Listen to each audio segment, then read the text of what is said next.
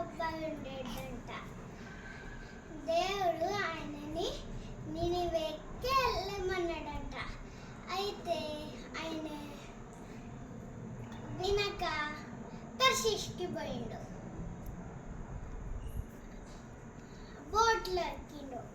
అయితే అక్కడ పెద్ద తుఫాన్ వచ్చిందంట. అతడు పోయి లోపల బజ్జోని ఉన్నాడంట. అయితే ఒక వ్యక్తి వచ్చి అతడిని యోనా లేవు అని చెప్పిండంట. అయితే అతడు లేచాడు. వాళ్ళు చీట్లు వేశారు. అయితే దాంట్లో నీళ్ళల్లో పడేసేయండి అని వచ్చిందంట.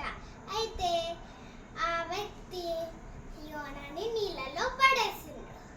అయితే అక్కడ పెద్ద చాప వచ్చి దాన్ని మింగేసింది.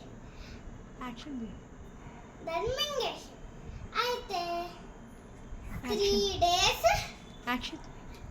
డేస్ అక్కడ ఉండి ప్రేయర్ చేస్తున్నంట. అయితే